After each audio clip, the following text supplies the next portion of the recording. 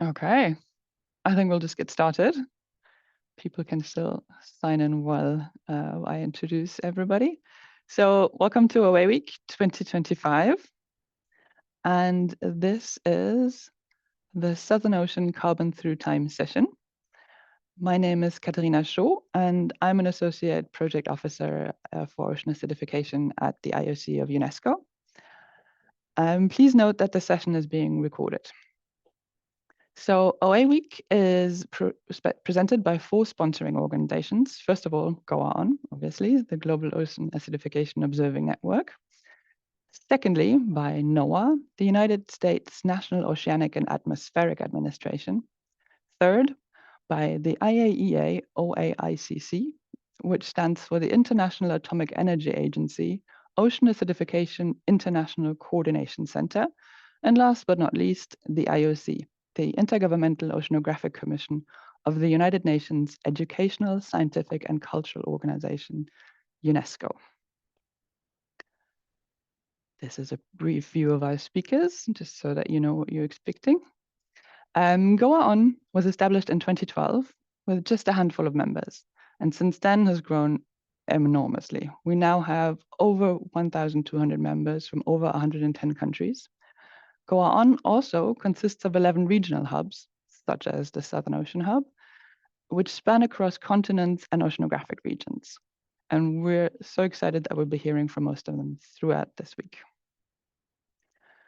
OA Week debuted in 2020 and returned in 2021, when events and conferences were postponed due to COVID-19. Following the successful in-person symposium on the ocean and high CO2 world in 2022, OA Week has become an annual event to maintain the momentum around OA research and to provide a virtual platform for the ocean acidification community to exchange their latest findings. We're thrilled, seriously excited to present a wide range of ocean acidification topics and speakers from around the world. This week has already been so full of interesting sessions, and there's many more to come. I just want to say a few words on housekeeping for this session. All participants are in listen-only mode. You're welcome to type any questions you have into the question box, which can be found at the bottom of the control panel on the right hand of your screen. We'll be monitoring all of the incoming questions and we'll pose them to our speakers after their presentations and at the end of the session. For the discussion, you can also use the raise hand function in the toolbox at the bottom of your screen, and we can call on you to answer your question directly. And with this, I would like to introduce our moderator for the session, Dr. Katherina Petrou. She's an associate professor at the University of Technology in Sydney, Australia. Her expertise is in microalgal ecophysiology, coupling cell physiology, photobiology, and biochemistry to investigate cellular processes and biochemical adaptations in microalgae in response to climate change. Katherina is also co-chair of the Southern Ocean Acidification Hub, which aims to provide a platform for the coordination of transdisciplinary research activities, tapping into the diverse expertise across the Southern Ocean OA research community. And we're very happy to have you here. Katherina, the floor is yours. Thank you, Katherina, for the introduction, and to our audience for tuning in around the globe. This is the Southern Ocean Carbon Through Time session, and it is my great pleasure to moderate the session and have our wonderful speakers to present today. The Southern Ocean plays a central role in global carbon cycling and is an important carbon sink. However, it also ranks amongst the most vulnerable oceanic regions to acidification, with observations showing that open waters across the Southern Ocean have experienced faster rates of acidification over the past 4 decades than non-polar waters. So today we want to bring together chemistry, biology, and paleo data. And in this webinar, we're going to explore and discuss the temporal patterns and pathways of carbon in the Southern Ocean across various timescales. Each speaker will provide a 20-minute presentation, and then we'll hold all questions, unless they're really, really, really important and burning at the time and they're in the chat. We'll have them after each talk. Otherwise, we'll leave them to the end for a discussion as a group. And with that, I would like to introduce our first speaker, who is in virtual form today. So I would like to introduce Dr. Elizabeth Shadwick, and she will be presenting via a video the Southern Ocean Time series, which is known as SOTS, the emergence of trends in upper ocean biogeochemistry. Elizabeth Shadwick is a principal research scientist and chemical oceanographer at CSIRO in Hobart, Australia. Her expertise lies broadly in observational marine biogeochemistry and specifically in detection and attribution of natural and anthropogenic changes in the ocean carbon cycle, with a focus on the Southern Ocean. Currently, Elizabeth leads the Southern Ocean Time Series and the Biogeochemistry Project in the Australian Antarctic Program Partnership. Elizabeth is also the co-chair of the Southern Ocean Observing System, Indian Ocean Sector Regional Working Group, and sits on the Executive Committee of the Global Ocean Sites Network. Her recent work includes research focused on ocean-based carbon dioxide removal as part of the new CSIRO Carbon Lock Future Science platform. Thank you, Katherina.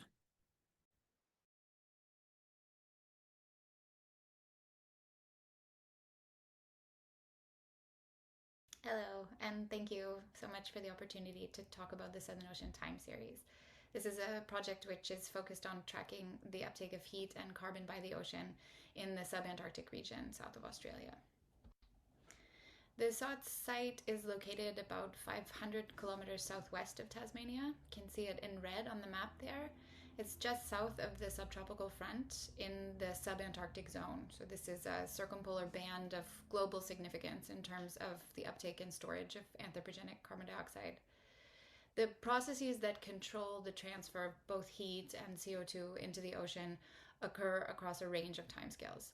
So that can be things like diurnal cycles for heat and oxygen, for example, or seasonal cycles of phytoplankton bloom and decay, to decadal scale oscillations driven by large climate drivers. And so if we are to understand these processes, we need observations that are acquired both at high frequency and also sustained for many years. And certainly that's what's required if we would like to distinguish between natural variability, which can be quite large in this region, and anthropogenic change. So we do this with two deep water moorings. They're shown there, and I'll give a little bit more detail in the next slide. There's the SOFS ARC Flex and Biogeochemistry mooring, and the SAS Sediment Trap mooring. And if I were to give a mission statement for the observatory, it would be to make autonomous multi-trophic observations of ARC exchange. So that includes both heat and carbon dioxide, as well as other things like momentum. Biological production, so biological production largely by phytoplankton, carbon uptake, and also export in the subantarctic region. And as I said, we do this with two deep water moorings, and also in partnership between the CSIRO, where I work, the Bureau of Meteorology, with funding through Australia's Integrated Marine Observing System, and also through the Australian Antarctic Program Partnership. And I'll come back to the importance of that in a little bit. Just to give you a little bit more detail about each of the platforms, this is the Southern Ocean Flex Station, or the SOFS mooring. It's shown schematically on the left-hand side of the slide. It comprises a large surface float, which is about the size of a small car, and below that is 800 meters of instrumented wire that roughly drops straight down, and then the lower section of the mooring is rope, two different types of rope, one neutrally buoyant and one sinking. There's a 3-ton anchor on the sea floor, and we're working in a region of the ocean where the bottom depth is about 4,500 meters. The surface float, which is also shown in the photograph there, supports a large range of instrumentation. That includes atmospheric and meteorological sensors, as well as temperature, salinity, dissolved oxygen, and a unit which is supplied by NOAA PMEL that measures PCO2 in both the surface water and in the atmosphere above. There's an additional package of instruments at 30 meters depth that has biogeochemical sensors on it, again, oxygen, chlorophyll, pH, and a total gas tension device. And then there's a novel trace metal clean water sampler that was developed at the University of Tasmania at 50 meters. Below that, there's an array of temperature and pressure sensors. Some of them also have salinity and oxygen, and that extends down to roughly 800 meters. And then inside the surface float itself, there is a modified remote access sampler, which was purchased from McLean and modified at CSIRO, which collects 48 500 milliliter samples. Those are, after the mooring is recovered, later analyzed for total alkalinity, inorganic nutrients, and also phytoplankton taxonomy, which allows us to quantify the planktonic community composition over the full annual cycle. I should note that the SOTS mooring is currently the only air-sea flux mooring in the Southern Ocean. There was an OOI mooring that was operated by the US in the West Antarctic Peninsula region. That one was decommissioned several years ago. And moving on to the SAS sediment trap mooring. This one is again shown schematically over on the left-hand side of the slide there. This is a stiff subsurface mooring design with 3 sediment traps, also purchased from McLean, at depths of 1,000, 2,000, and 3,800 meters. There's a photo of the trap there in the middle of the slide. I think that was just prior to deployment. I can see that it's still covered with plastic at the top there. And then another image of what's recovered in the sample cup. So that's before the sample is split and homogenized for processing. We do process the sample material for particulate organic carbon, particulate inorganic carbon, and also biogenic silica. I should note that the SAS mooring record is now one of the longest Southern Ocean time series that's ever been collected, which is something that we're quite proud of, and also it helps us to continue to secure funding to sustain the program. I mentioned that SOTS is a facility of Australia's Integrated Marine Observing System, or IMOS. We also partner with NOAA, and we receive funds for technical support through the Australian Antarctic Program Partnership. We have secured funding to continue the observatory through to the end of 2027, and we have pretty high confidence that we'll be extended beyond that. We also have annual voyages secured through the Australian Marine National Facility. There's a schematic of our ship there, the RV Investigator, until 2029. So the moorings are deployed every year. Two new ones are deployed, and then the 2 existing ones are recovered. So we do require annual voyages of about 2 weeks in duration to keep the facility safely running in the water. You can see there in the plot the deployment history, and so quite a long record with the sediment trap mooring going back to the late 1990s, and the SOFS air-sea flux mooring coming online in 2010. SOTS contributes its data to the Surface Ocean Carbon Atlas, or SOCAT, and of course also to the Global Carbon Project, and we're part of this GOA-ON network, and also part of the Global Ocean Sites network. The value of the time series and the observations that it generates was recently highlighted in a conversation article, and this was led by one of my PhD students, Christopher Trail. And this was kind of a good news story in light of some of the perhaps not so good news that we've been receiving about international funding. So we've been able to sustain observations in this region for quite a long time. And as I'll come to in the next couple of slides, we're starting to have a really deep understanding of the system in this region because of the long observations that we've been able to collect. Okay.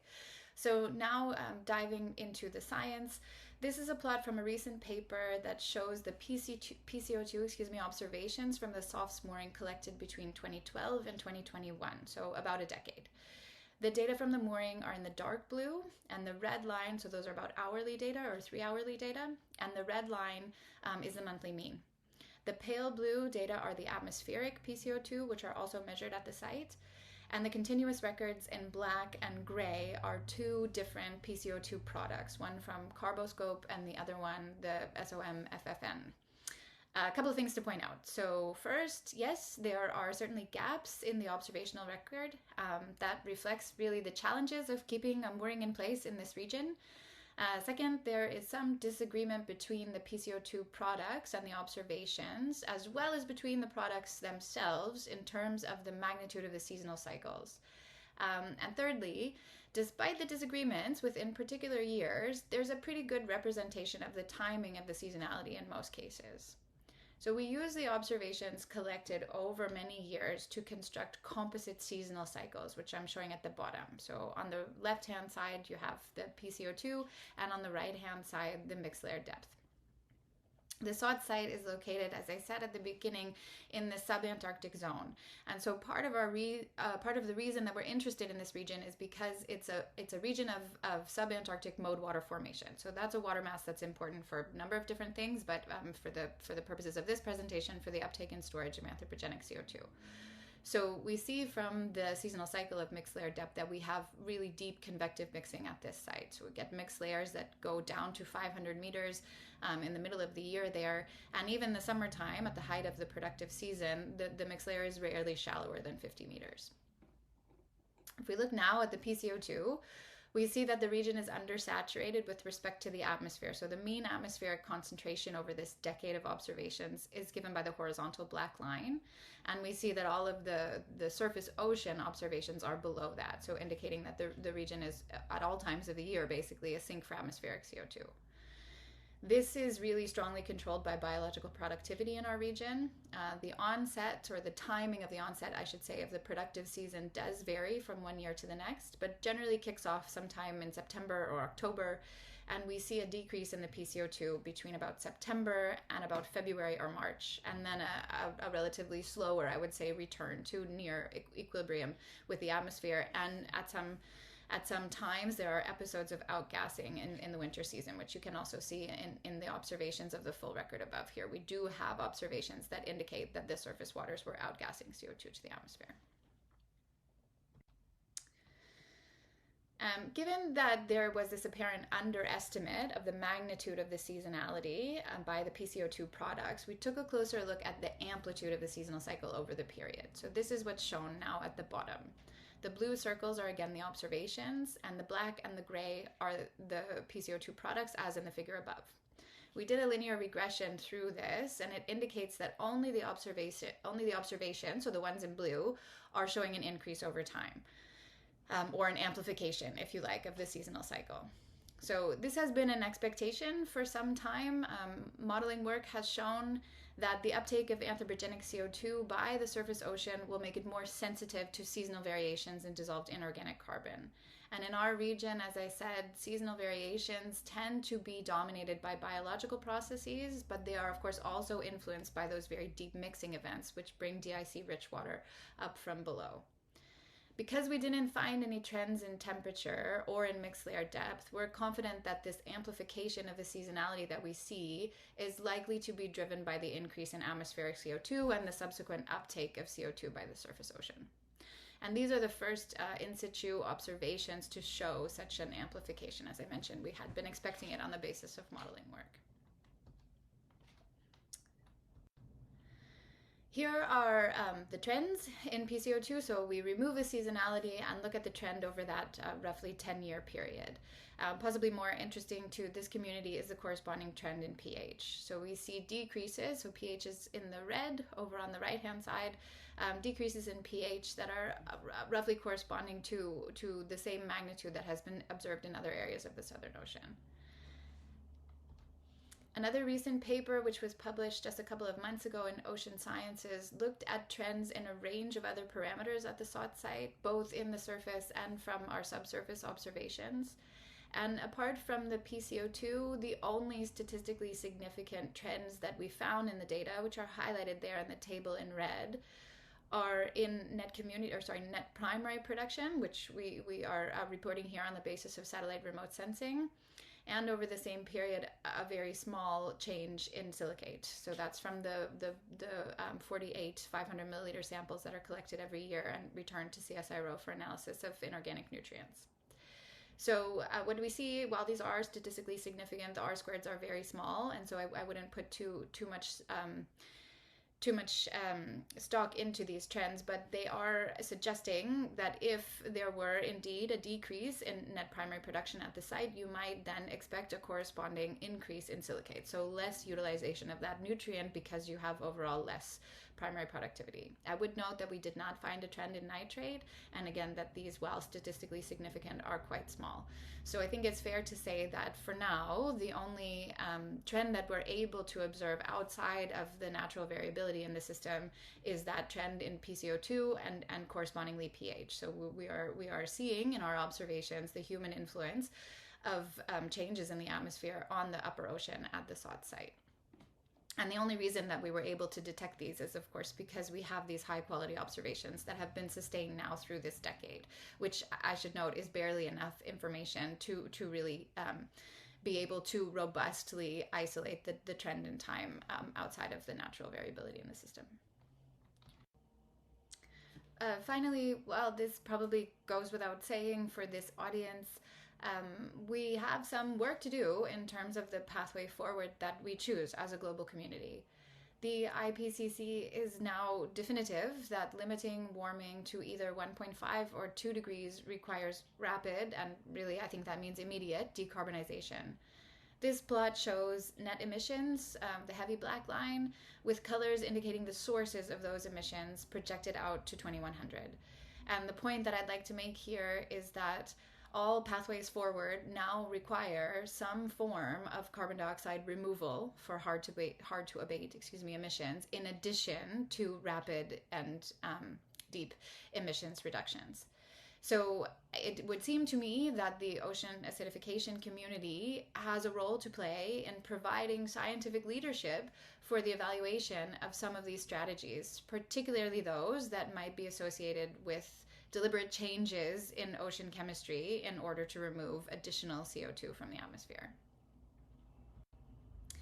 I will do my best to attend the panel discussion tonight, but in case that is not possible, if you have questions about the Southern Ocean Time Series program or how to access the data, which I should have said is publicly available, and we really encourage use and uptake by the community.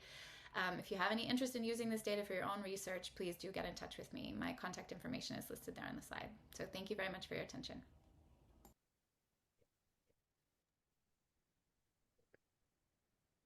Well, thank you, Elizabeth, although she's not with us. But as she said, questions she's happy to answer, and maybe she'll join us for the chat at the end, which would be great. Okay, so next I would like to introduce Dr. Clara Manno, who will be presenting From Shell to Sink, Seasonal Pteropod Dynamics and Their Role in Carbon Export in the Southern Ocean.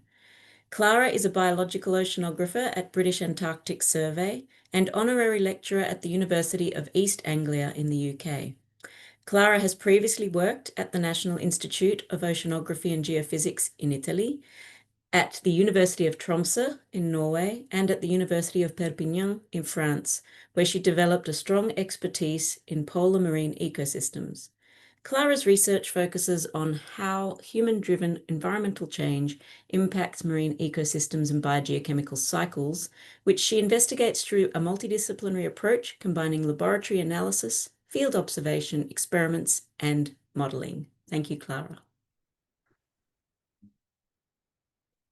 Hi, everyone. I hope that you can see my slide. Thank you, Katherine, for the nice introduction.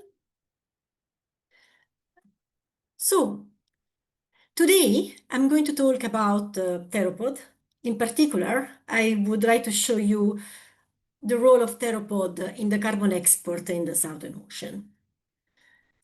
The overall question that I want to address is how theropod dynamic can modulate the carbon export efficiency and the transfer of carbon from the surface to the deep ocean. This is a very important question because zooplankton, including theropod, act as a highway to the transport and storage of carbon in the deep ocean. After that, the CO2 from the atmosphere is an uptake from the atmosphere by phytoplankton activity. In the Southern Ocean, theropod can be quite abundant, as you can see from this picture, but the problem is that they also have a very patchy distribution, which make the understanding of their ecology very complicated.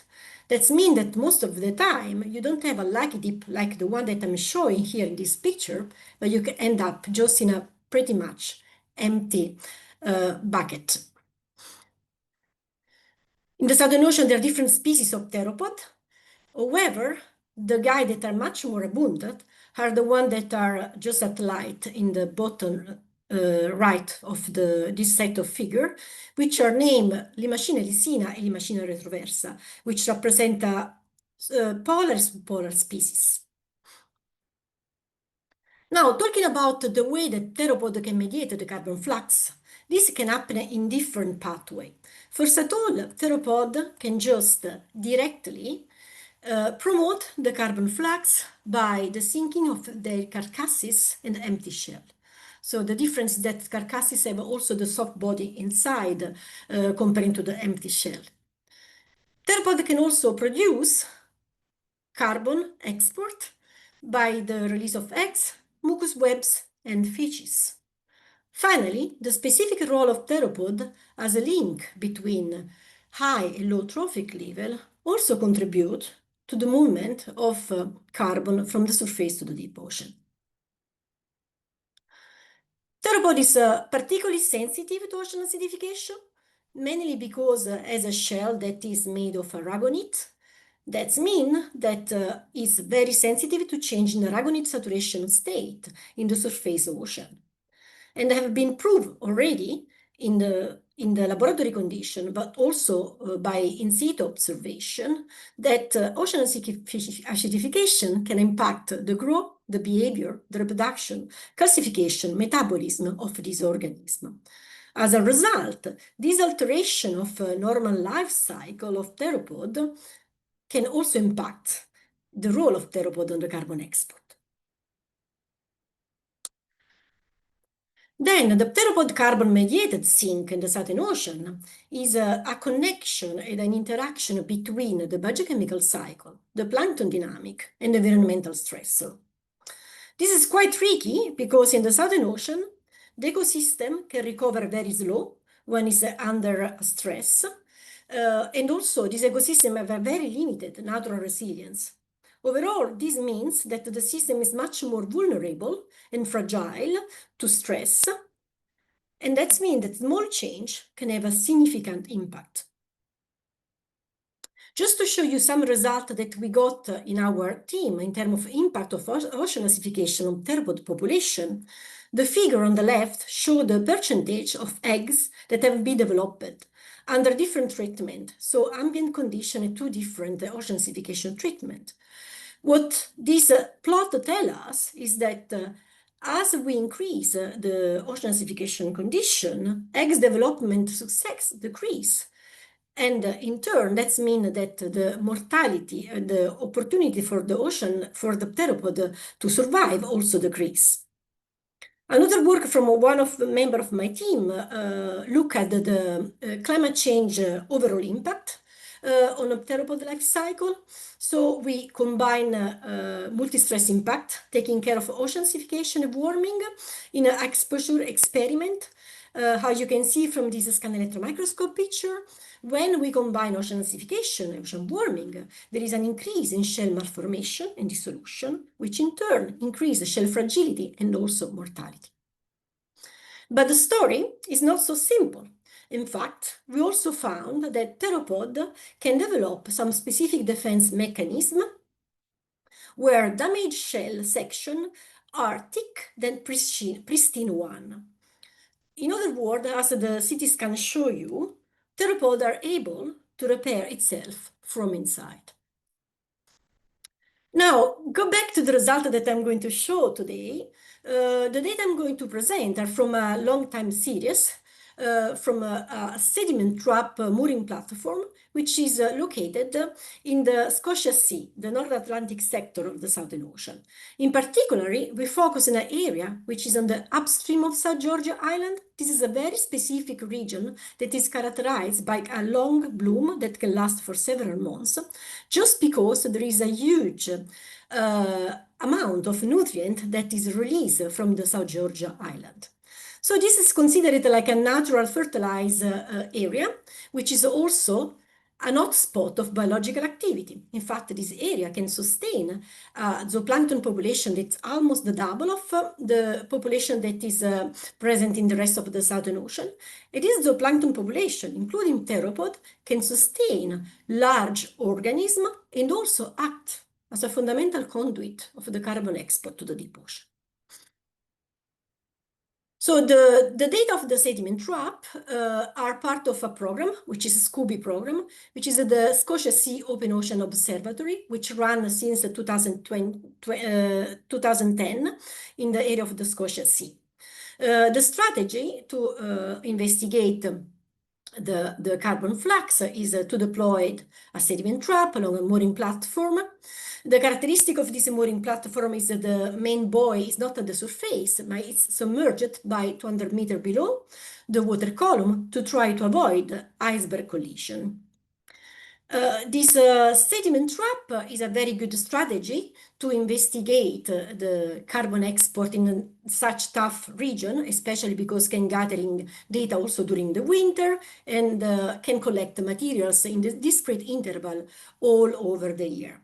And this is particularly important when we talk about theropod collection, because as I said before, theropod can be abundant, but also they can be really patchy.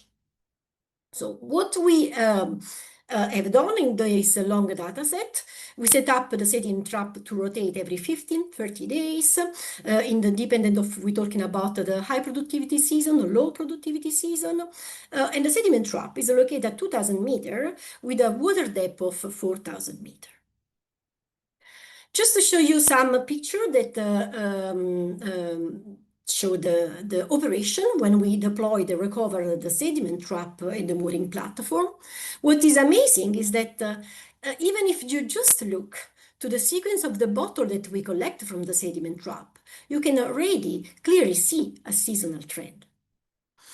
Now, just jump to some results. Here, I'm showing you the total carbon flux expressed as a milligram of meter square for days over a period of almost 10 years with the average between the different seasons.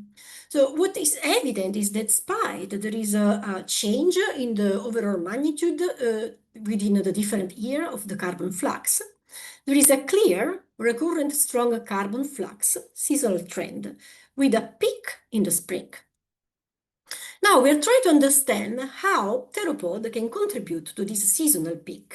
So we investigate the theropod carbon fishes contribution, which are just represented here in the plot on the bottom as a percentage of fishes carbon to the total.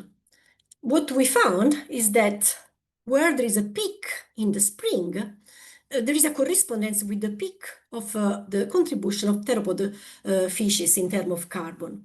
That means that theropod fishes contribute to the spring peaks. We try to do the same exercise also with other components that can support the mediate the theropod carbon export, such as the eggs and also the carcasses. We found that, first of all, contrary to what we observe for the fishes, the eggs and carcasses, they promote the flux, the carbon flux, in different seasons. So not in autumn this time, but in the summer from the eggs, and in the winter for the carcasses. Now I come back to the plot that I just showed you before about the total carbon flux. And I want that you just pay your attention not on the peak on the spring, but on another relative peak during the autumn. This is why, because even in the autumn, when we expect a little bit less amount of material, the trend still show a relative high amount of carbon that sometimes it's similar or even higher on what we got in the summer. We try to understand what can drive this relative high carbon flux during the autumn. And in order to do that, we investigate the theropod empty shell abundance. So this plot shows the empty shell as a number of shell meter square from days over the season and the year. And what we observe is that when there is this sub-peak in autumn, there is a correspondence with when the theropod empty shell are reach a maximum value. So empty shell promote the carbon flux peak in autumn. But the question is from where all these empty shell come from? In order to understand and to respond to this question, I need to introduce you this little guy. This is named Clayone limacina. Is a zooplankton. It's also a theropod, but without shell.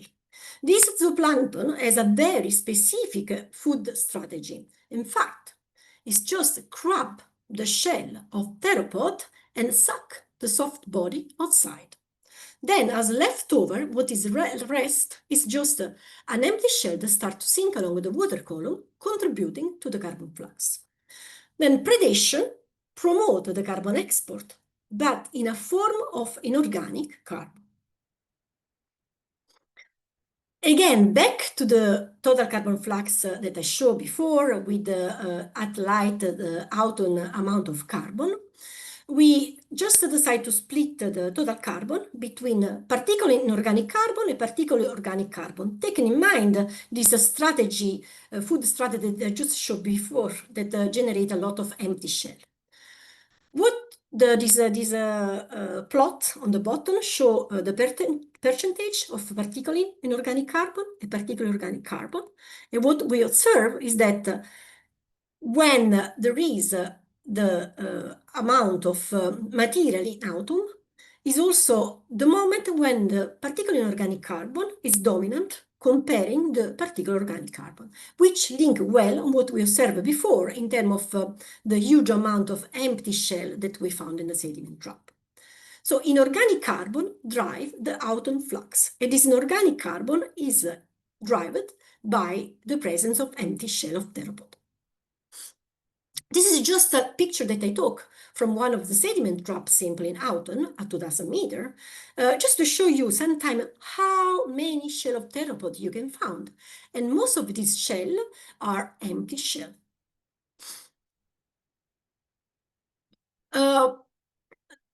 We need to take in account that, of course, we assume that there is a predation activity that generated this empty shell. But in order to confirm that, we decide to look a little bit deep and deploy a subsurface sediment trap in the same mooring platform at 3000 meters. These subsurface sediment traps are not a good depth for analysis of carbon export because, of course, it will take a lot of bias for just organisms that move up and down the water column. This includes also pteropod. So when we found a pteropod in a sediment trap that is deployed at 300 meters, they cannot be considered as part of flux. This is just a bias. But at the same time, the fact that we collect pteropod over the time gives us a new insight on the pteropod ecology. For instance, what we found in this subsurface sediment trap is that when in the spring we collect a lot of pteropod, we're talking about a live pteropod that just accidentally get into the trap during the vertical migration, this population decrease from spring to summer to autumn, and at the same time, when the population of theropod decrease, the population of the predator, the Clioneri machina, start to increase. In a way, this confirms what we have observed before in the deep sediment trap at 2000 meters, because all the pteropods that disappear have been converted in the sinking passive flux in the form of empty shell. So try to wrap up all the mechanisms that regulate the theropod-mediated carbon export in this region. We found that the carbon flux magnitude can change in the type. It can be inorganic or organic carbon in the function of the process, the theropod process that can be dominant. These include fecal pellet gestion, release of eggs, predation that produce empty eggs, and also empty theropod, and also natural mortality. We also found that these processes are strongly seasonal dependent. That's in particular, we found that fecal pellets from theropod contribute strongly to the flux during the spring, wherever, conversely, the empty shell contributes strongly to the carbon export in organic form during the autumn. So our take-home message: different theropod pathways drive the intensity, the variability, and the type of carbon export over the year, and theropod food web process can strongly influence the occurrence of carbon peaks. My main message is that it's very important to understand theropod ecology in order to understand their role in the carbon export, and in turn, the impact of ocean acidification on the carbon cycle. And this was my last slide. Thank you for listening.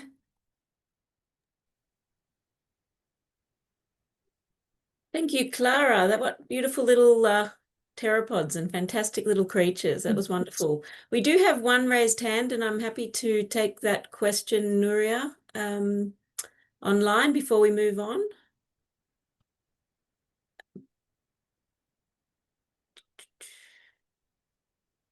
Are we able to unmute? How does that work? Oh, there we go. No. Nuria? Yeah. You should be able to unmute yourself, Nuria.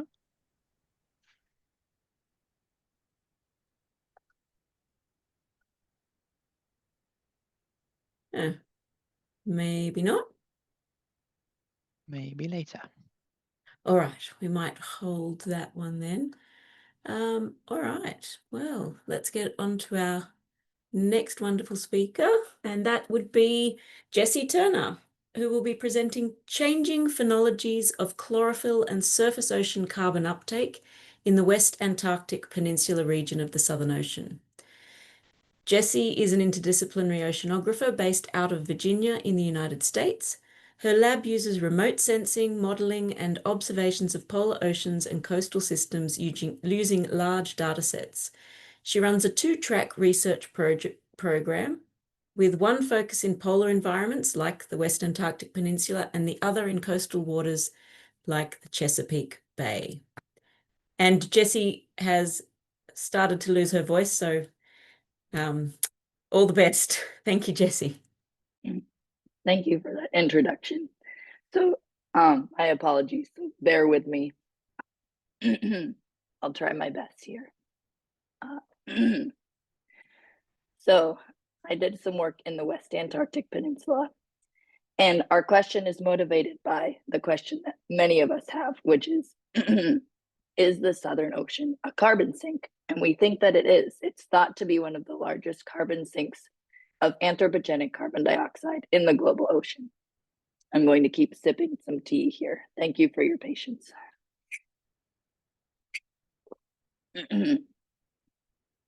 But the question is, how much carbon does the Southern Ocean really take up? And even the sign is uncertain. So depending on the source of your data, airborne observations versus models versus profiling floats give us different answers about how much carbon is being taken up by the Southern Ocean. So floats generally show us that perhaps the Southern Ocean is a source at times, but our models and our airborne data show us that the Southern Ocean is a sink. So there's a lot of uncertainty here. And in my work, I looked at this from a lens of what about the specific regions of the Southern Ocean? Can we find a regional case study that can help us answer this question? How does this vary with latitude? As you go farther and farther south into the icy parts of the Southern Ocean, where there's a lot of seasonal sea ice, does this change?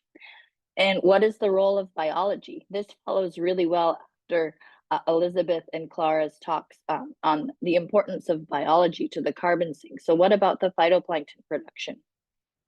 Is there a seasonality to this? And can satellite ocean color help us answer these questions, data from satellite? So this is my regional case study. It's the West Antarctic Peninsula, the part pointing up towards South America. And the satellite image shows that it's an interesting place to use satellite data to study this question because you have a lot of clouds and a lot of ice, but we can still do it. It's great. We also have a lot of data in this part of the Southern Ocean.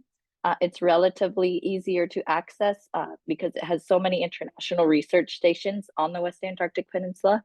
So we have a legacy of in situ observations from the long-term ecological research program, which is run here out of the United States over the past about 35 years now. This is a rapidly warming region experiencing a lot of sea ice decline and glacial retreat on land. And I was part of a collaboration to bring the satellite data portion to this project. So I'd like to take a minute and just talk about, I know we're talking about ocean uptake of carbon, but part of that is biological.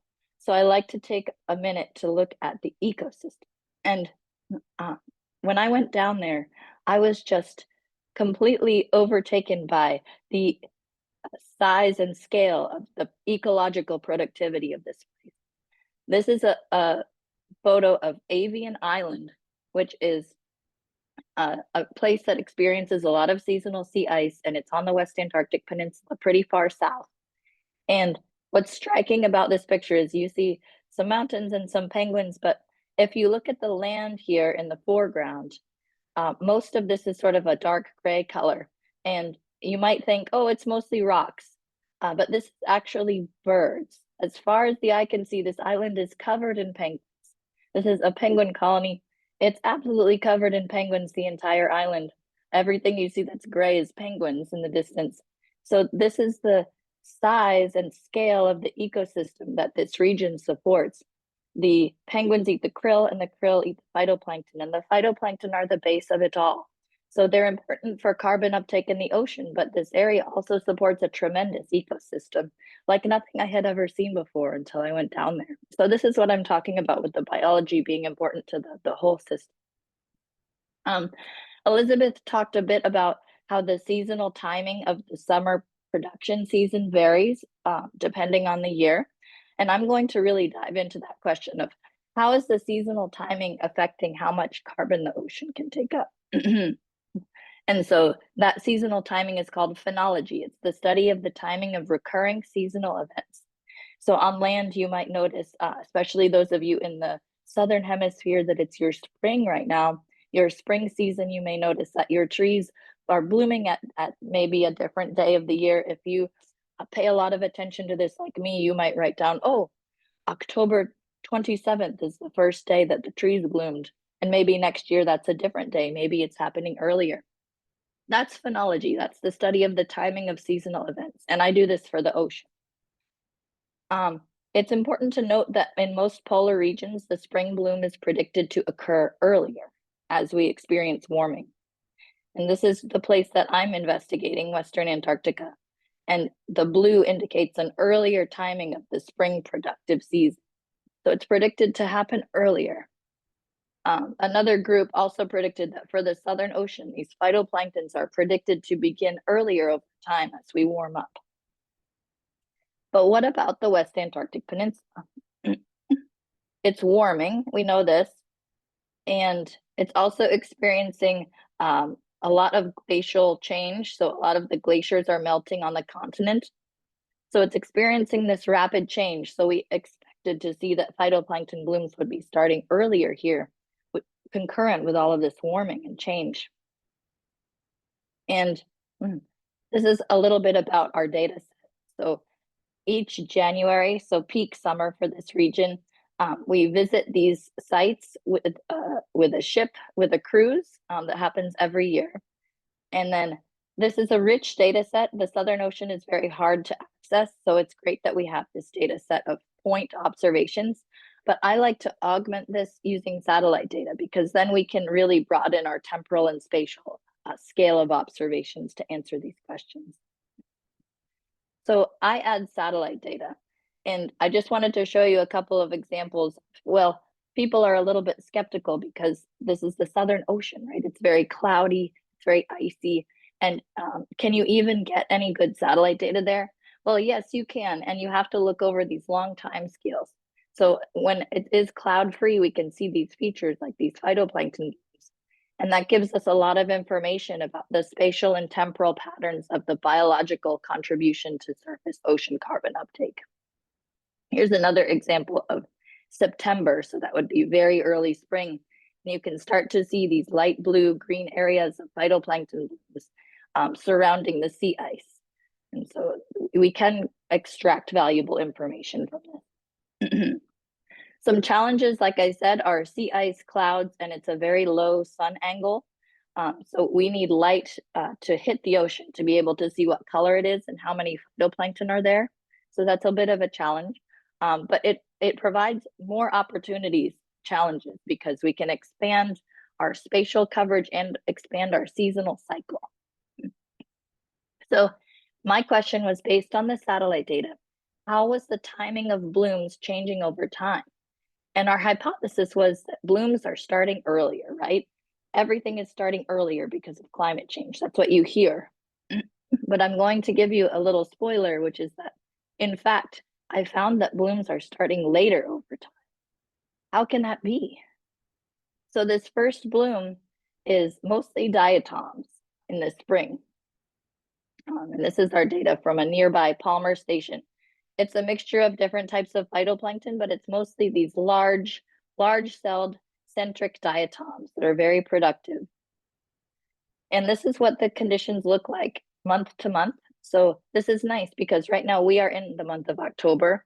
So right now along the West Antarctic Peninsula, they are starting, the offshore areas are starting to experience the spring phytoplankton bloom. And then as we progress through the spring and summer season, that bloom moves onshore and becomes more and more productive in terms of chlorophyll A, which is a green pigment that's our proxy for how much phytoplankton is present and how much biology is happening.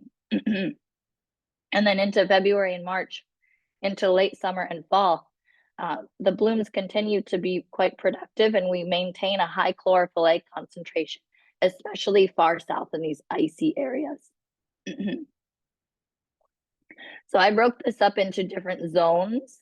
I'm going to go through these different zones, but it's important to note that these offshore areas are quite different from what is happening close to the coast. So I broke the coastal area up over the continental shelf into a few different chunks that we can look at. I looked at the years 1997 to 2022 because 2012 was a change point for most areas. So I split this into 11-year subsets.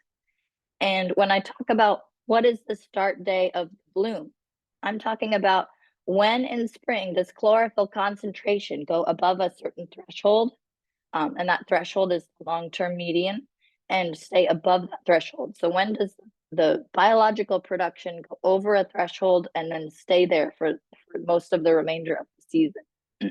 And this is how we calculate our start date of the bloom.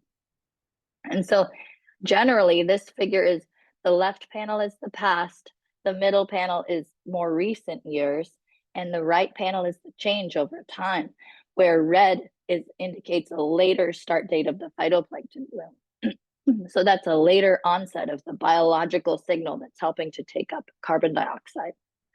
And you can see that blooms are getting later, especially at the shelf break. This varies by region.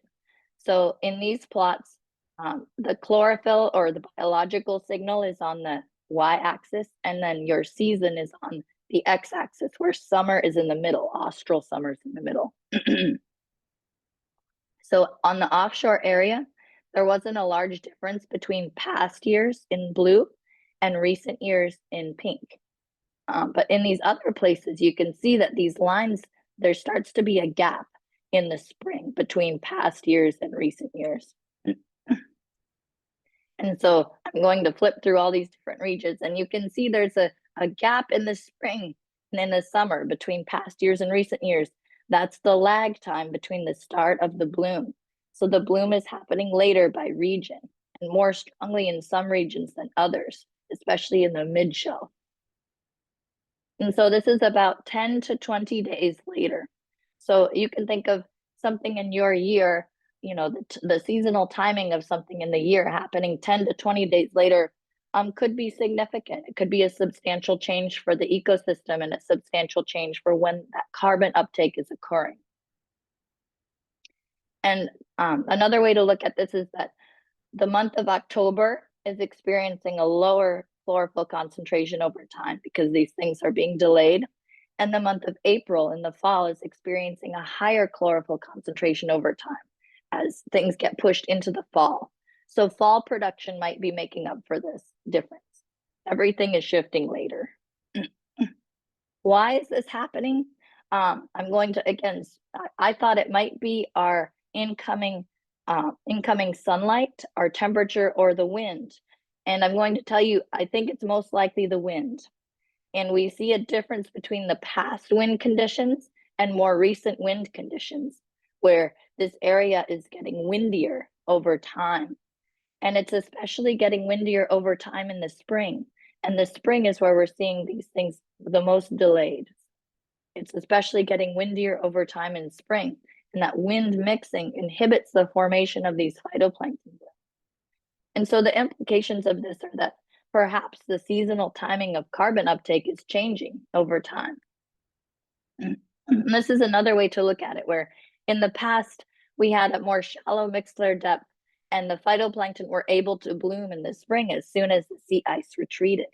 But in recent years, as we've experienced higher wind speeds, that sea ice retreats, there's open water, and that higher wind increases the mixing and keeps the phytoplankton down low in the water column where they cannot access the sunlight that they need to grow. And so that delays the onset of the bloom. So you're thinking, great, that's interesting, but how does this relate to the carbon uptake? So my next step was to combine the delta PCO2 observations, and that's the uptake of carbon dioxide by the ocean, with the chlorophyll data to look at what's the biological contribution to this signal. And so again, I split it into slightly different zones here, where I'm looking at the Drake Passage versus the shelf environment. And these are moving more southward. So the southern area is going to be really interesting here. This is from a data set called the Ocean Color Climate Change Initiative. So it's designed for these sort of long-term studies over decades. And this is what it looks like. Our top panel is chlorophyll from satellite, and our bottom panel is the carbon uptake, or delta PCO2, from these research vessels, which is part of the SOCAT observatory. And a negative signal here indicates carbon uptake, and a positive signal indicates carbon outgassing. So the Drake Passage doesn't have a very interesting seasonal pattern. It's very flat. But as we move southward, you can see the seasonal signal of carbon uptake, where when it drops below 0 into the negative, that indicates carbon uptake.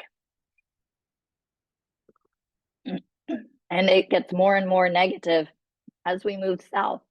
And so over that southern shelf, where it's very productive and has a lot of seasonal sea ice, when the sea ice is gone, it's a very strong carbon.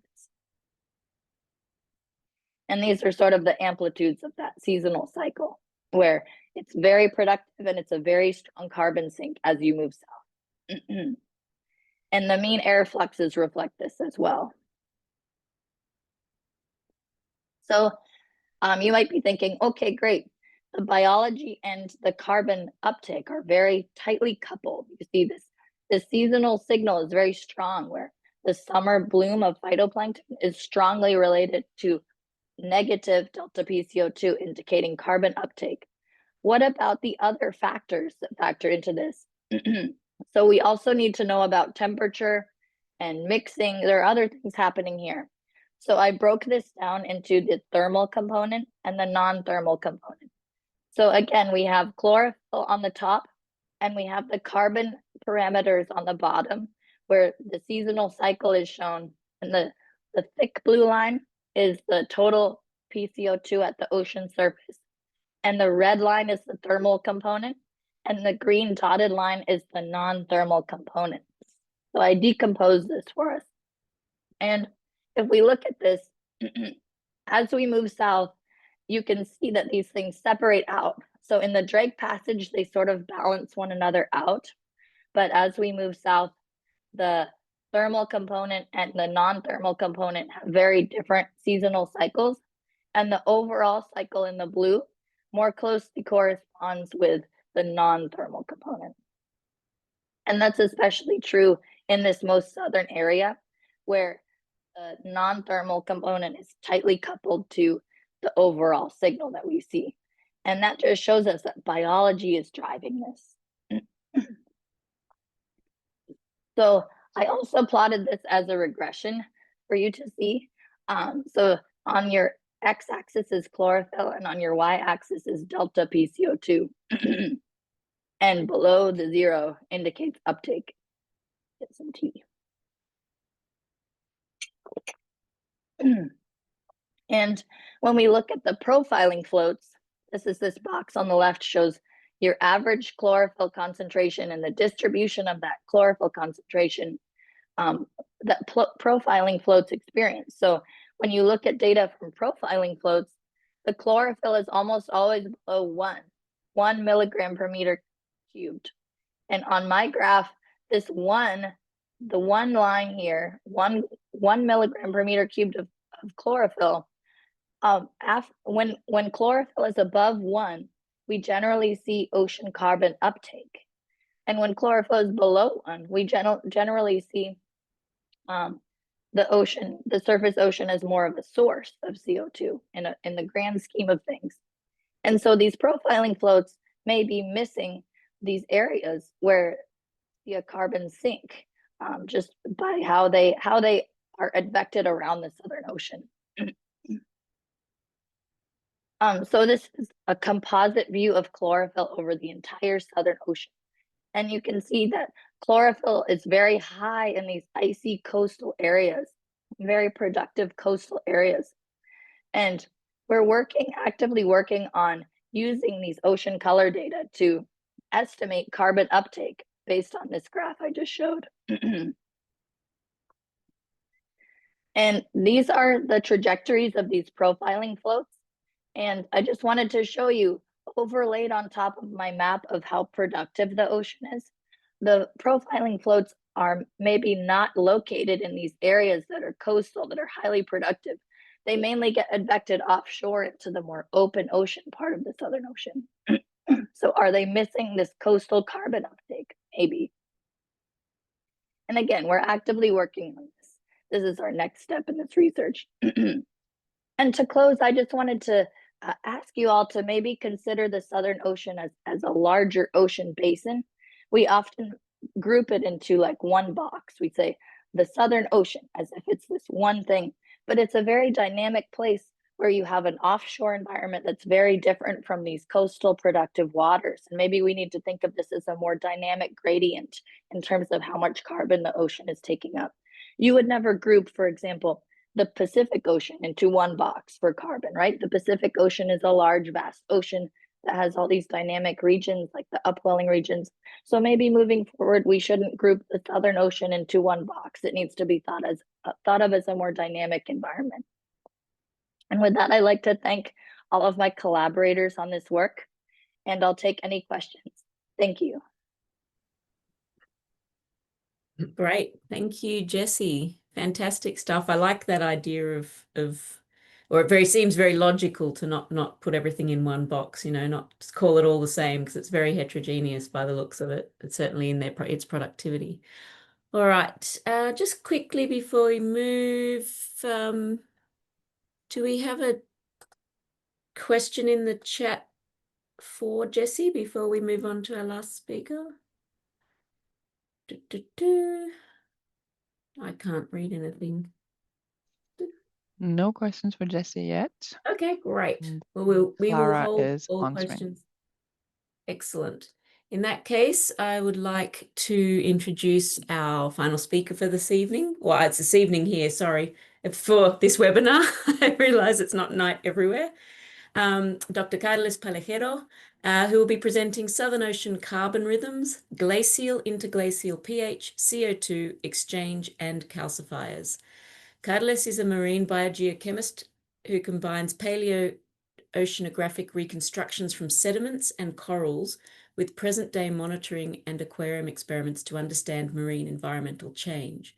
A central theme of his research is ocean acidification, addressing both its historical trajectory and its implications for marine ecosystems.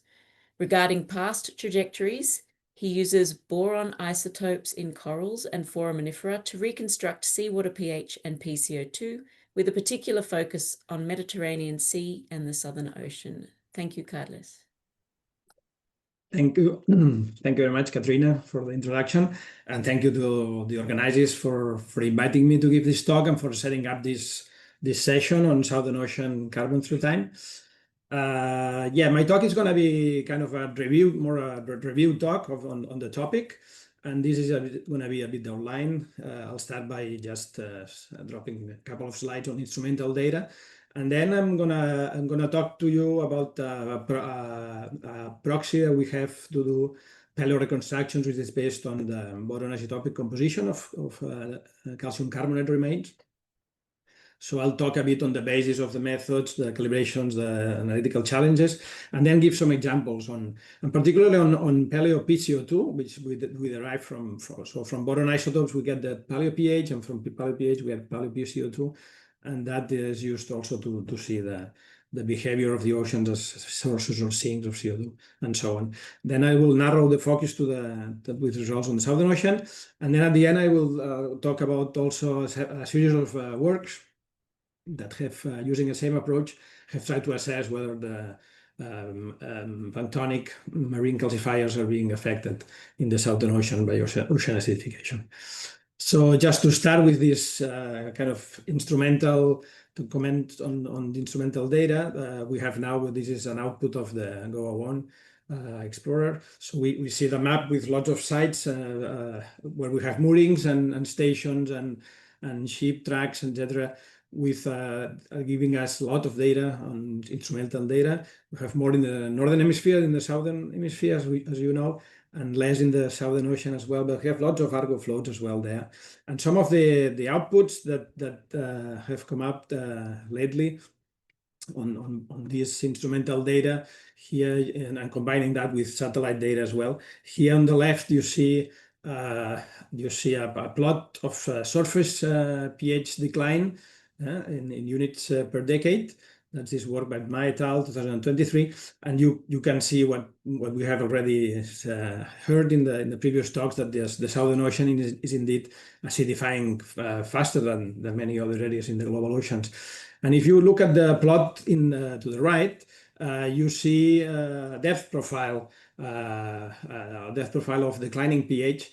And here I want to remark this heterogeneity in the acidification. Some areas are acidifying faster than others, and you see, for example, that of course the water, the old water mass, the circumpolar deep water, before upwelling to the surface, this water is very old, so it had been in contact with the atmosphere maybe for the last hundreds of years. So it doesn't have a signature of acidification yet. But then as this water goes up to surface, and then on one hand it goes to the pole as Antarctic surface water, or to the north as Antarctic surface water and Antarctic mode water, then it's when it starts to get a strong signature of declining pH. So I want to highlight this character of this heterogeneity in the behavior. Some areas are acidifying faster than others, and this has been commented also in previous talks as well. So this is all instrumental data. This is all covering the last decades, very useful data. But if we want to go further back in time, then we need to rely on paleo archives. And that's what I will comment now a little bit, because we have, fortunately, we have a very powerful and useful way to assess what was the pH in the past. And this is through the study of boron isotopes in calcium carbonate remains from marine organisms. And just to give a few words on the basis of this method, just mention that in nature we have two stable isotopes of boron, boron 10 and boron 11. Boron 11 is more abundant than boron 10. And boron in seawater, it's basically in the form of boric acid or borate. And this, as you go to low pH, you have more boric acid. As you go to high pH, you have borate. And then the other important thing is that there is an isotopic fractionation between two species. Boric acid is always more enriched in boron 11, and borate is the opposite. Okay, and then there is well, the other thing I wanted to mention, that the way we comment the data on boron isotopes is through this delta 11b notation, because the changes are very small, so we need to talk about per mil changes, and that's the notation we use. So then if we look at for instance the borate curve over here, you see that the values change from 10 per mil to 40 per mil on this range of pH. But you can see that on the range on the pH that we have nowadays in seawater, we get values of around between 15 and 20 or so. Okay, and that's interesting. That's the value when you analyze calcium carbonate remain from marine organisms. You always find values very close to borate curve. So that means that it's borate, the species that get incorporated into the calcium carbonate structure more than boric acid. So then you have to look at this part of the curve over here, and that's the one we use to convert the values that we find in terms of boron isotopes in the calcium carbonate remains. We convert that to pH. Okay, but we have to calibrate the species first, because the world is always a bit more complicated, and that would be And on the x-axis, you have the boron isotope composition of borate in seawater. But when you look at the boron isotope composition of the carbonate that you analyze on the different species, and we have here a range of foraminifera in blue, planktonic foraminifera, benthic foraminifera, and corals, tropical corals, cold water corals as well, a brachiopod as well.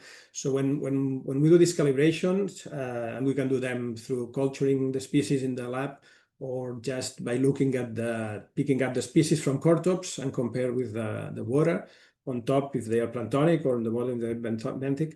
So when we draw all these calibrations, we see that for many species there is kind of an offset. It's what we call the Vital effects, an offset for the one-to-one curve. So what we do at the end is when we analyze a certain species, then we always use the calibration to translate the value, the boron isotope composition of the carbonate that we measure. We translated it to the boron isotope composition of borate in seawater, and from the curve I showed you before, we get the pH. And that's how we reconstruct pH in the past. Regarding analytical aspects of that, analyzing boron isotopes is not easy, so there are not that many labs capable of measuring them at the required precision because we need to measure them at very good precision to get the small changes of pH that the oceans are experiencing. And then, so it's a tricky analysis. First, one thing is that boron is everywhere, so it's very easy to contaminate your samples. So you have to work in a clean lab if you can to do all the preparation and everything. The other thing is that you have to pre-concentrate first the boron from your sample. So you dissolve the calcium carbonate remains, and then you do some kind of concentration.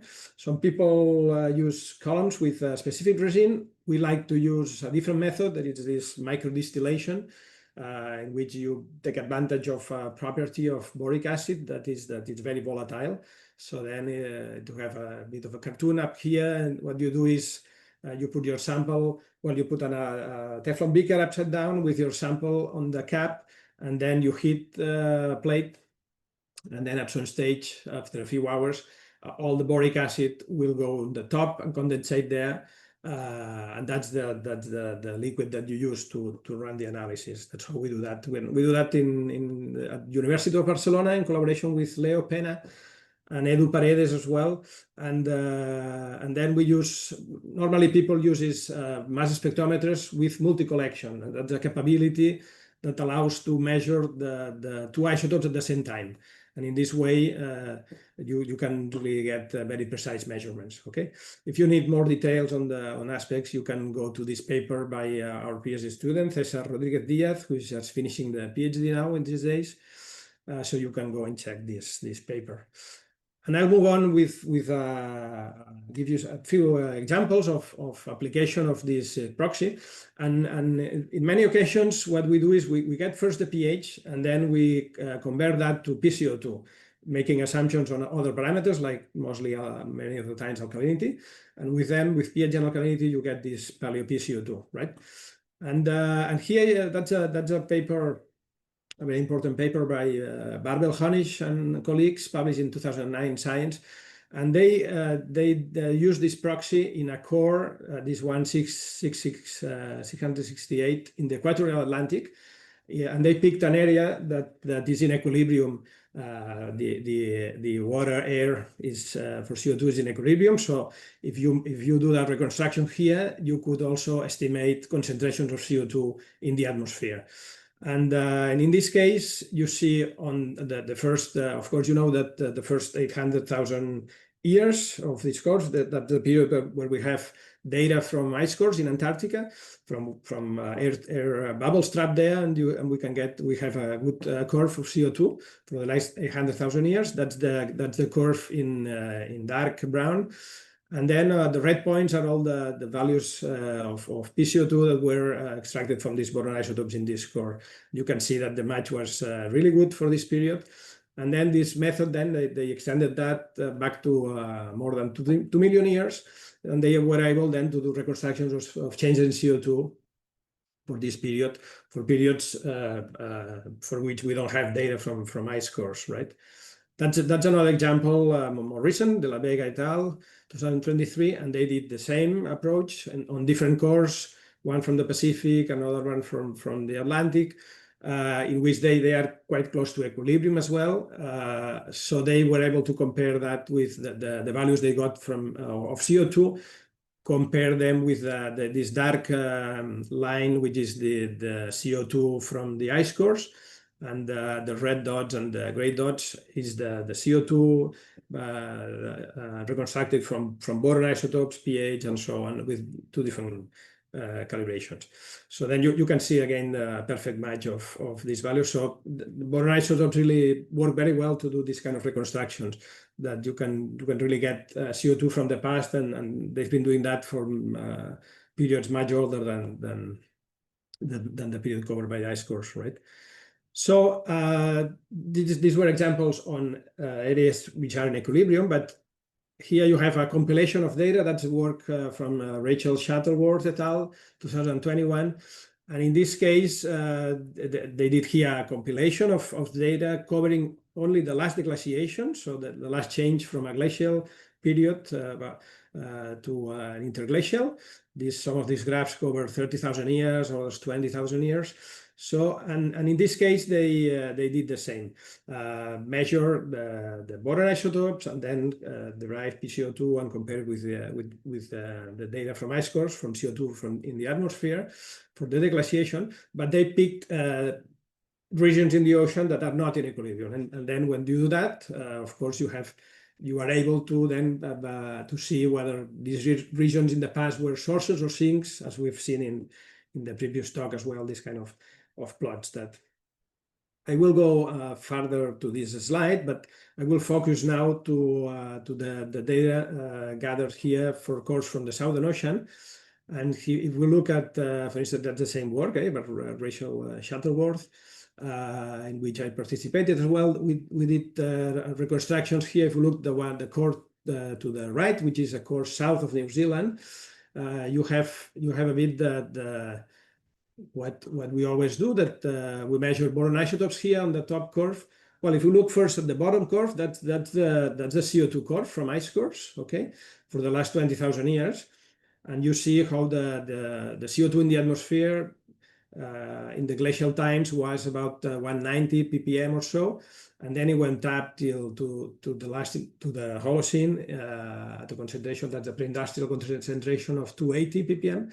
But then you see also that there are two moments during the deglaciation where the rise in CO2 was more pronounced. Okay, that's the 2 periods that we have highlighted with these gray bars, right? So then what we do is we measure boron isotopes, we derive the pH. For this, we need to do first reconstruction of temperature. And in this case, we use the same species of foraminifera that we use for the boron isotopes. And then we measure magnesium, calcium, and this gives us a value of temperature. And then when we have temperature, we get the pH from the boron isotopes. And then from those, doing assumptions, as I said, on alkalinity or other parameters, we get the CO2. In this case, we have already the CO2, the equivalent, the one that would be in equilibrium with the water mass. Okay, and with this value I come back now to the previous slide. The plot, this is the small plot over here for the same core. That's where you see when this part of the ocean, this region, was acting as a source or as a sink. And in this case, the blue bars are again these 2 steps of acceleration of the CO2 rise. So you see that in this region, we would say that during the first rise of CO2, maybe this region was one of the main regions outgassing this CO2. But when we go to the second one, we don't see. In fact, we have a decreasing trend here, and we reach near equilibrium values. Okay. The other core that I wanted to comment, also included here in this work, was a core from the Southern Ocean, but in the South Atlantic. And then we did exactly the same, boron isotopes, pH. The other obvious thing that you find in these records is that the pH for glacial times, note that the scale here is upside down. So we have high pH on the bottom. the pH during glacial times, it's always higher than the pH during the glacials. That's what we happen also here, and that's what we would expect because glacial times we had less CO2, so pH was higher as well. So we have this point. And then when we get the CO2 and we go back to the slide, and this is the score over here, we see that in this region is happening about the same as well. We see a pulse of CO2 during this first period of accelerated rise in CO2, but not in the second one, right? So, so these areas of the Southern Ocean, then they would explain for these two cores, they will explain a bit the first one, but not the second. If we go to the third one, and that's this paper here from Andrew Moy et al. 2019. And in this paper, what we did also was about the same measure boron isotopes. That's the pH that we got. Again, the curve is the axis is upside down, so pH is higher for glacial times.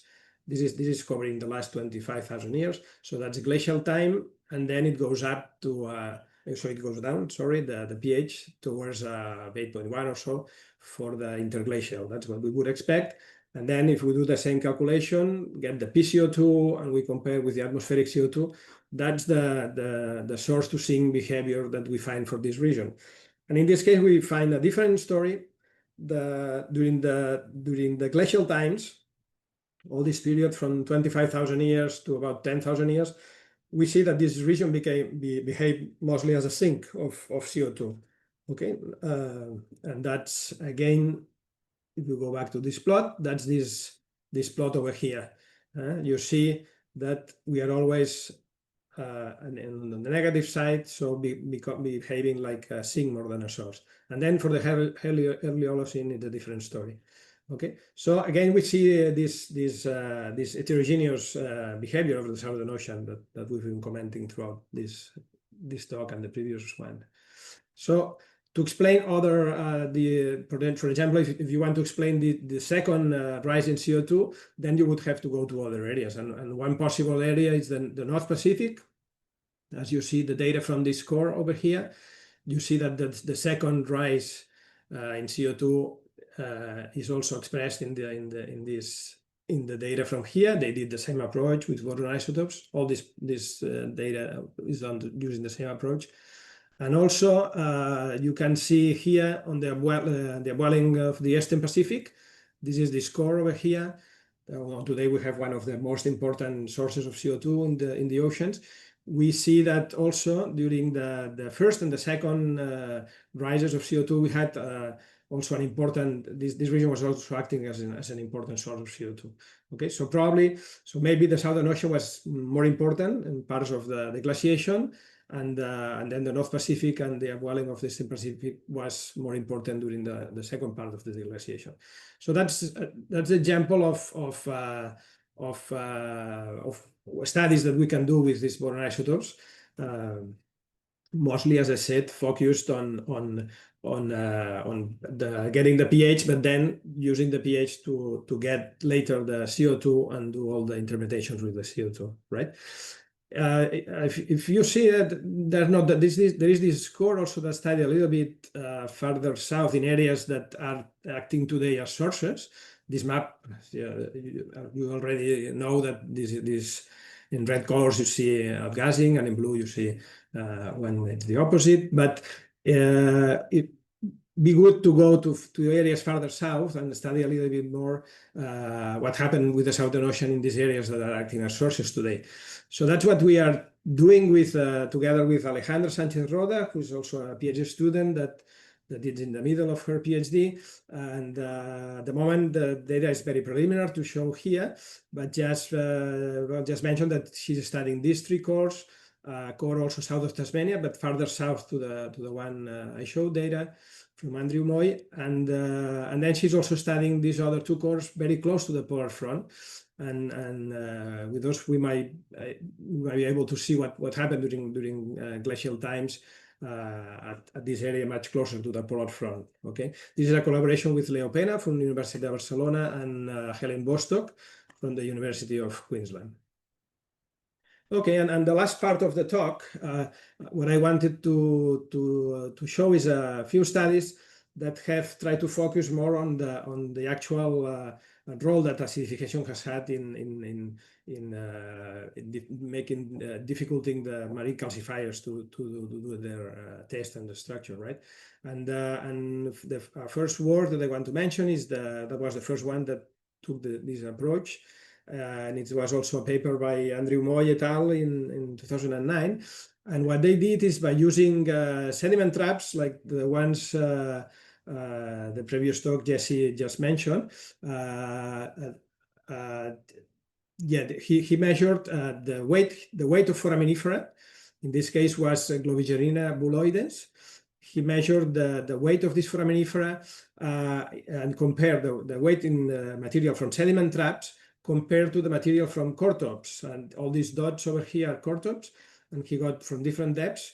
And then he also measured, did this study for two fractions of larger foraminifera and smaller foraminifera, and then compared the weight. And then he showed that in both cases, the weight of foraminifera from sediment traps, it was lower than the weight of foraminifera from the core tops. The core tops, it's foraminifera pre-industrial, so they didn't have this stress from acidification.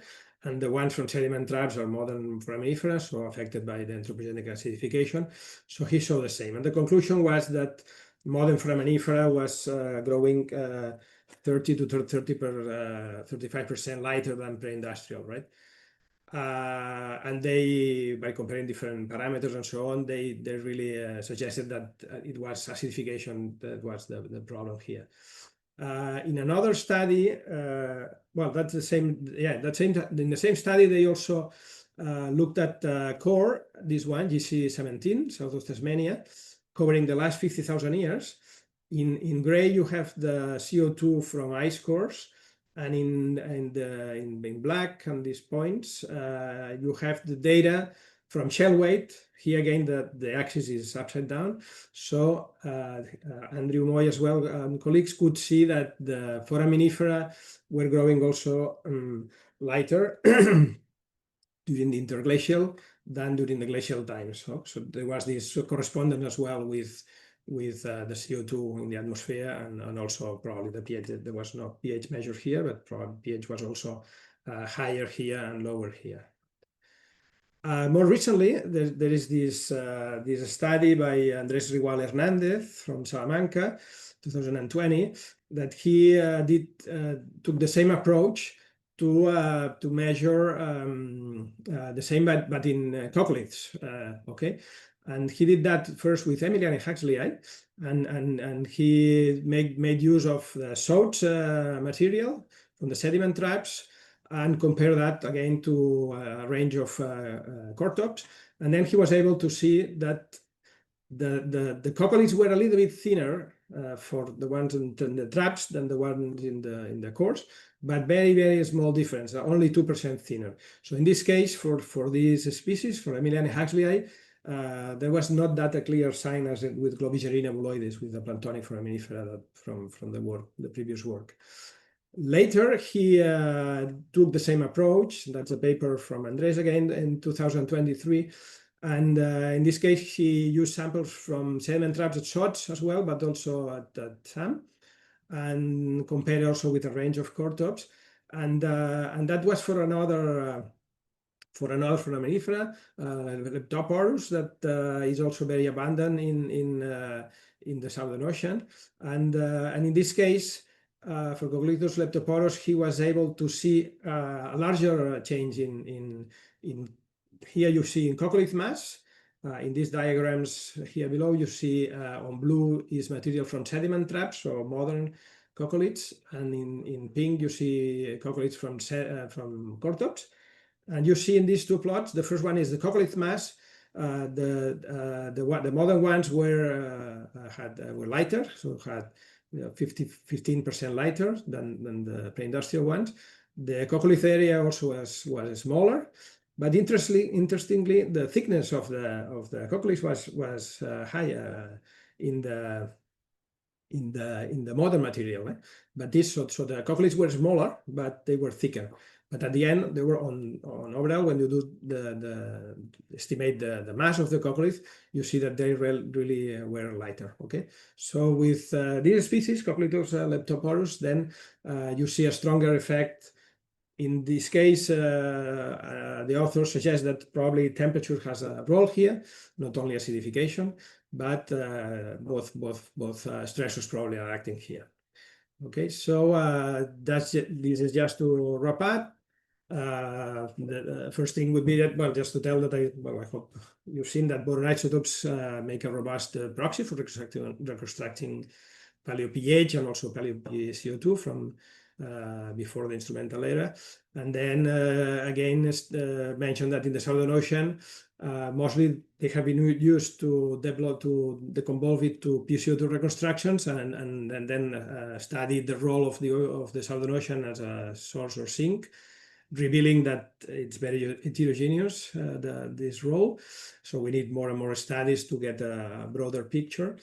And the last thing would relate to this last work on morphometric analysis, in this case on foraminifera and also on coccolithophores, that they point to an effect of acidification, more important in foraminifera than in coccolithophores. But there are already studies, and there are similar studies that have been done in Mediterranean, also going on the same line. So that's it. Thank you very much for your attention. If you have questions, just go ahead. Wonderful. Thank you very much, Carlos. Thank you, all our speakers. We would like to now open the floor for questions from the audience. You can either type them in the question box, which is found at the bottom of your control panel on the right-hand side of your screen, or raise your hand and you can ask your questions directly. I'm sure the panel would be keen to have some conversations. So is that you sharing your screen, Carlos? If we just close that, we can see everyone's faces. I don't know, Jesse, if you want to turn on your screen. All right, so I believe we do have some questions in the chat, but before we go to those, I have a quick question for the panel, and I guess it's a very diverse group of talks and yet very obviously on topic, different timescales, and I'm wondering what your thoughts are if you were to flip your work to a different timescale. So Carlos gives us a very broad, long time series, and you know, Clara and Jesse, you both have long time series as well, of sort of decades, but obviously not at the same scale. What would you love to grab from a longer time scale, I guess, in your work? What do you think you would see, and how would you approach it differently?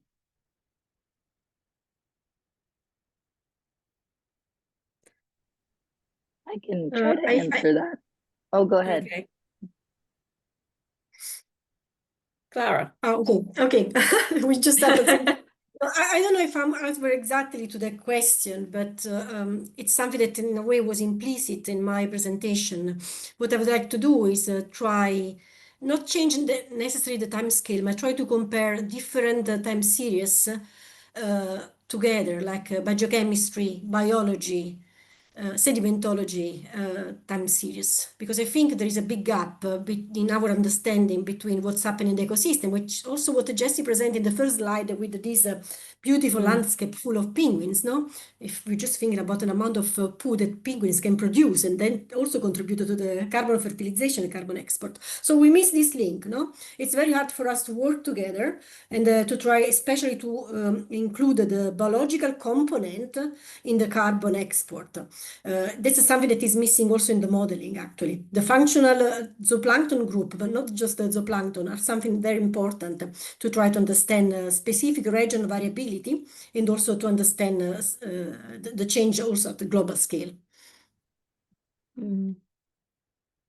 Jesse? What I was going to comment on was a great question. And what's interesting too about the biological phytoplankton component of taking up carbon is that in the sediment record, we see evidence that, during glacial times, these areas may have been more productive and taking up more carbon.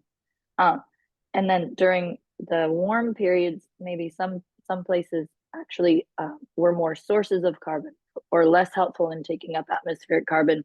And so my thought is that some places, if we had, a longer record for me to look at this, perhaps some places are transitioning currently from ice to more productive, and some places are transitioning from very productive to less productive. So sort of like an icy Antarctica to a green Antarctica. And some places are transitioning from more of a green to blue.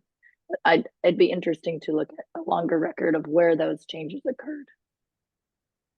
Yeah. Okay. Carlos, do you have if you were to be able to flip your work to something in a much shorter time scale, what do you think you would see anything, or do you think there'd be some interesting questions in there? Yeah, no, that's something that'd be very interesting to to try to overlap.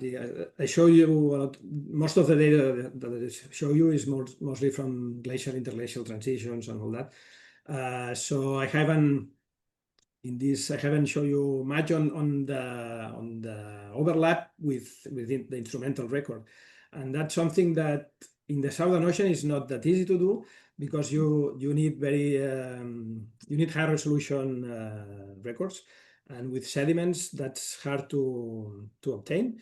You can go to specific areas where the flow of matter is important, and you should go to these places and try to do the same approach. So you are able to compare with the instrumental record. No? That's something that we've done recently, that in the Mediterranean, and it's been very successful. But we had to pick up very, very specific cores that are very well preserved, also the upper part of the core. So normally to do that, you need to get what we call multi-cores. That it's a way to sample the sediments in which you preserve also the water if you want, and the upper part of the sediment is really well preserved.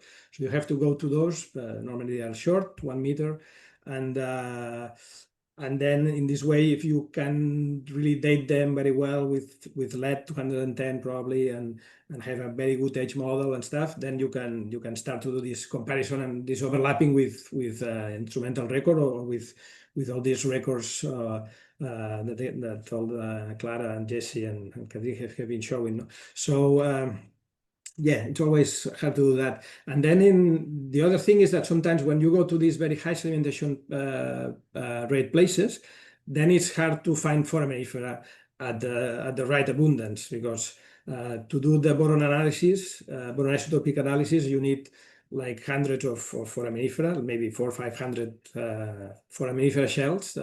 If you study bouloides, which is a species that has low boron content, you need maybe 500 bouloides to do one analysis. And this sometimes becomes a problem. And I told you about Alejandra, our PhD student, who was studying these 3 cores in the Southern Ocean. And she can really see a very strong difference in foraminifera abundance from the core south of Tasmania, which was farther north, and these 2 cores from the polar front. In these 2 cores from the polar front, mostly is diatoms, mostly silica, and then you have some forams. It's very hard to get like these hundreds of forams that you need.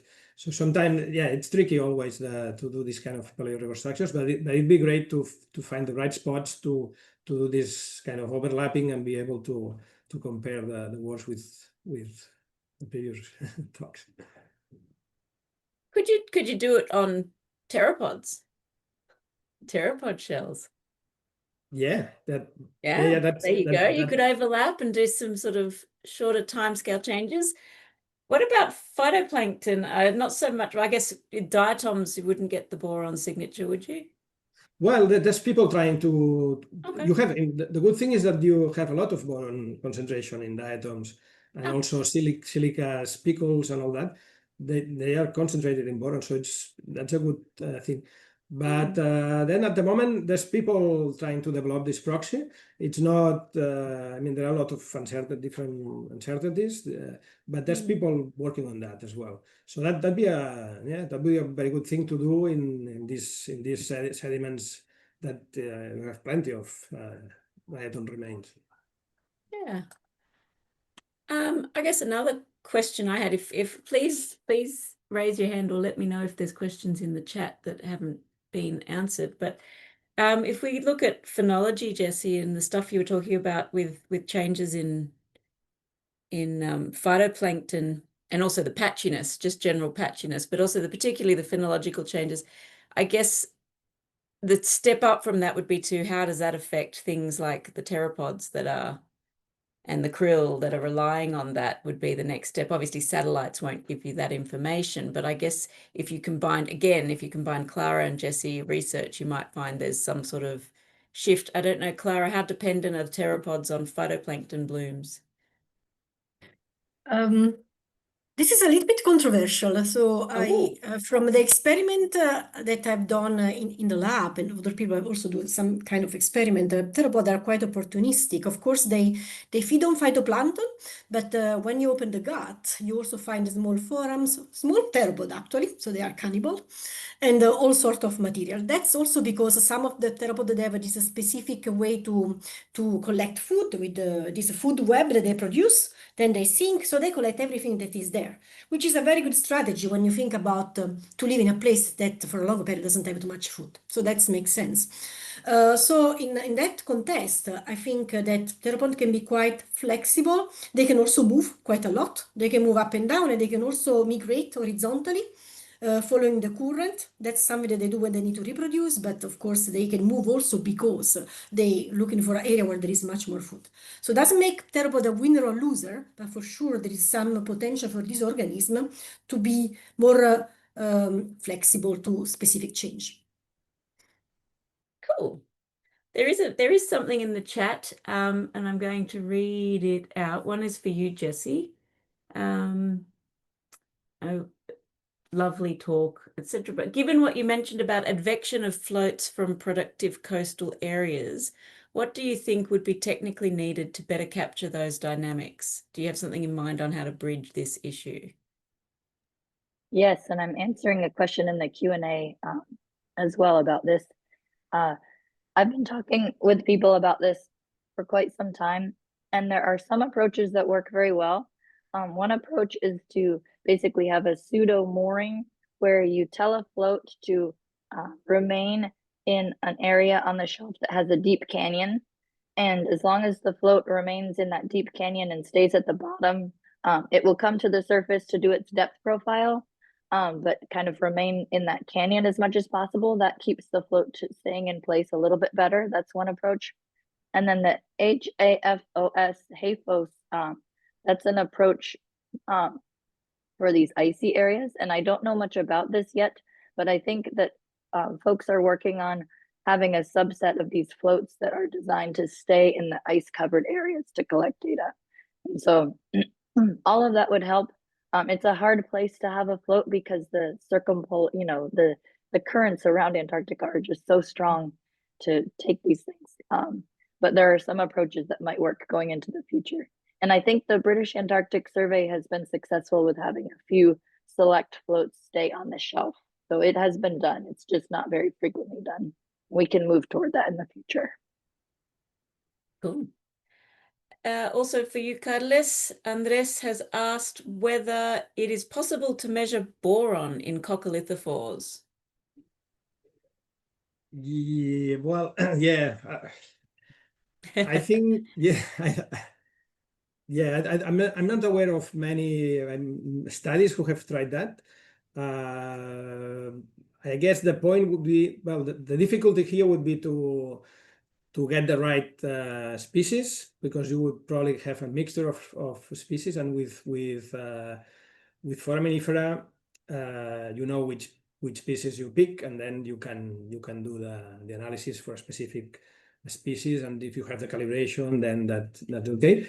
But for coccoliths, I think that'd be tricky to get a sample where you are sure that everything is Emiliani, Huxley or whatever. But yeah, I remember that was one of the, in a conference a long time ago, Jean-Pierre Gattuso just told me about this, because he had material to do this kind of comparison. But yeah, again, I think it's, and the other problem is The other problem, it's probably the concentration again of boron. It might be probably low. I'm not sure about the values for the different species, but that's a difference that's a difference with between aragonite and calcite. Normally, aragonite has more boron concentration, and then we were mentioning before the possibility of running boron isotopes in theropods, and that probably would be.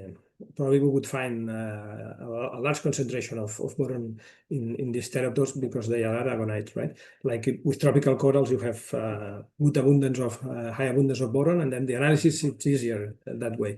But with foraminifera that are calcitic, then it's always we have different species have different values of boron. But I presume that probably coccoliths might have low abundance of concentration of boron as well. That is something that could be tried, yeah.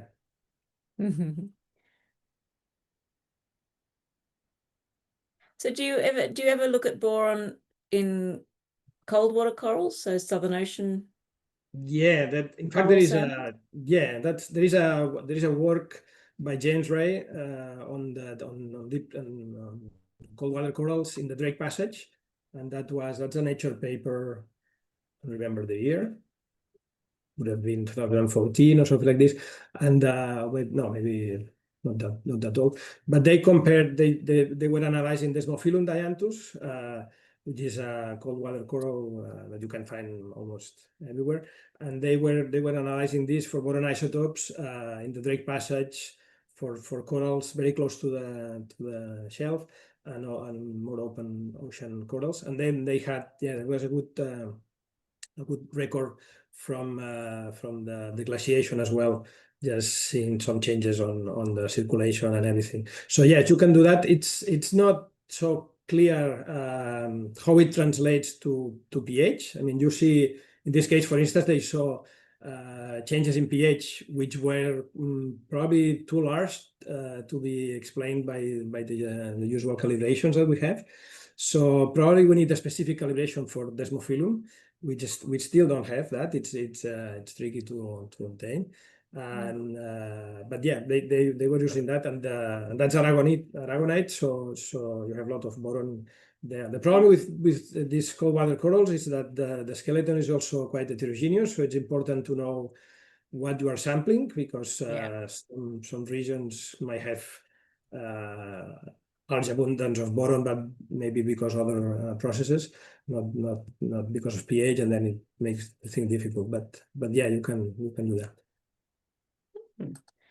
All right. Well, I've got another question that you can all answer, but you can do it in your own way. If I guess we're interested in carbon through time in the Southern Ocean, and I guess where are you going next with it, and what are your predictions? Are we going to just see changes in where there's sinks and sources, and has that always been the case? And if so, is there any climate specific or climate change specific driven changes that you predict for your area of research that you're looking out for?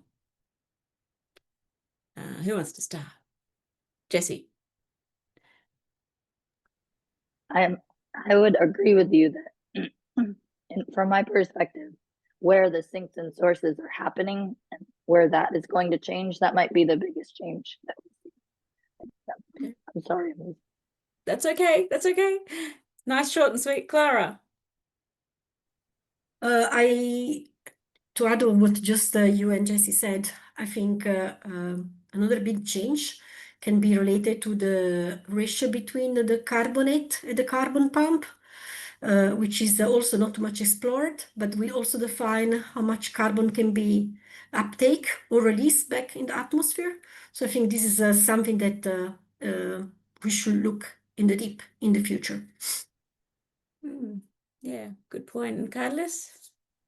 Yeah, I think probably another way, another thing to explore would be to study the correspondence also with sea ice variability in the past as well. You do paleo studies just to see how everything has been coupling together. And now that we know that the sea ice around Antarctica is really going down, and it looks like over there, because because until I think it's until 2014 or 15 it was looking not that bad. I mean the sea ice in the Arctic was plumbing, but not in Antarctic, so that was good. But after 2014 or 15, it went down very, very quickly.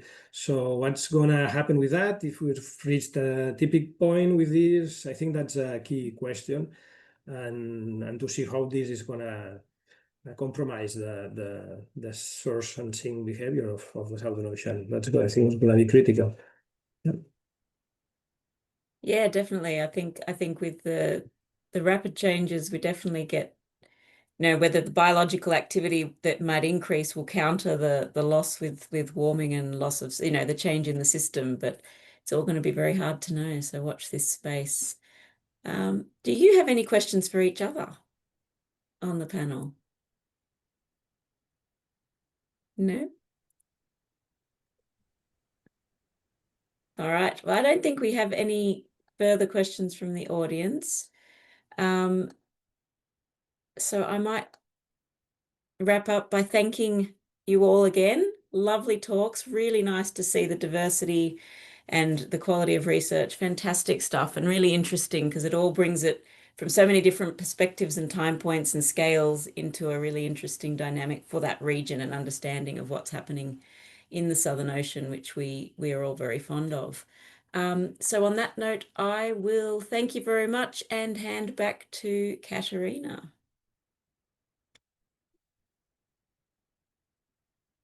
If she's around. There she is. Yeah, thank you so much for that, everybody. It's been a really fascinating session. I'm having some technical issues here. And again, thank you so much for agreeing to do this, for sharing all of your very interesting research with us. I'm sure the community is very curious to hear more about this.